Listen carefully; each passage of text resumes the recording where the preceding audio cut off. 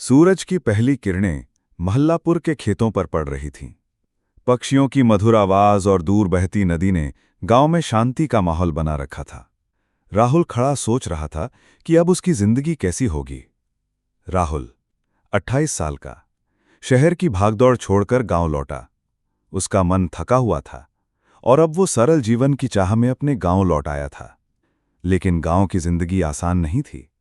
खेत, पुराने बगीचे और स्थानीय समस्याएं, सब कुछ राहुल के कंधों पर आ गया। वो सोच रहा था, यहां नया शुरुआत है, पर क्या मैं इन कठिनाइयों से निपट पाऊंगा? एक दिन बारिश के बाद नदी उफान पर थी। पानी खेतों में घुस गया और उसकी बकरी समेत कई चीजें खतरे में थीं। गांव वाले घबराए हुए थे। राहुल ने डर महसूस किया, लेकिन उसने खुद को शांत किया। मैं पानी को रोक नहीं सकता, पर जो कर सकता हूं वही करूंगा। वो बकरियों और अन्य जानवरों को ऊंचे स्थान पर ले गया। खेत की फसल बचाने के लिए मिट्टी और बांध बनाना शुरू किया। गांव के कुछ लोगों को भी मदद के लिए बुलाया। सब मिलकर बारिश और बहाव के खिलाफ संघर्ष करने लगे। दिन भर मेहनत और संघर्ष के बाद शरीर थक गया। हाथ पांव में चोटें भी आईं, लेकिन राहुल ने गुस्से और डर को नियंत्रित रखा। रात को जब बारिश रुकी और नदी का पानी धीरे धीरे घटने लगा, राहुल नदी किनारे बैठा। उसने सोचा, मैंने तूफान नहीं रोका, लेकिन अपनी प्रतिक्रिया नियंत्रित की। यही मेरी ताकत है। वो महसूस कर रहा था कि शांति बाहरी परिस्थितियों से नहीं आती, बल्कि हमारी सोच और प्रतिक्रिया से आती है।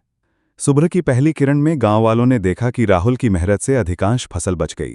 जानवर सुरक्षित थे। गांव वाले उसके पास आए और धन्यवाद कहा। राहुल मुस्कुराया। मैंने कुछ विशेष नहीं किया, बस डर और गुस्से को रोका और जो कर सकता था वही किया। राहुल ने महसूस किया कि संतोष और शांति बाहरी चीजों पर नहीं, बल्कि अपने दृष्टिकोण पर निर्भर करती है। अब वो हर सुबह नदी किनारे बैठता, सूर्य की किरणों को देखता और भीतर की शांति का आनंद लेता।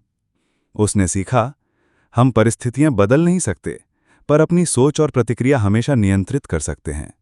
यही सच्ची ताकत है। कठिनाइयों में भी धैर्य, समझदारी और सकारात्मक सोच अपनाकर वो शांत और संतुष्ट रहा। उसका मन हल्का, चेहरे पर शांति और आंखों में सुकून झलक रहा था। राहुल की मुस्कान अब पूरे गांव में प्रेरणा बन गई थी। वो दिखाता है कि भीतर की शांति और संतोष हमेशा बाहरी परिस्थितियों पर निर्भर नहीं होते। हर सुबह वो नदी किनारे बैठता, अपनी सोच और प्रतिक्रिया पर ध्यान केंद्रित करता। धैर्य, समझदारी और सकारात्मक सोच से हर कठिनाई आसान लगने लगती है। बाहरी हालात बदलते रहते हैं, पर मन की शक्ति स्थिर रह सकती है। सच्ची शांति तब आती है जब हम अपने डर और गुस्से पर नियंत्रण रखते हैं।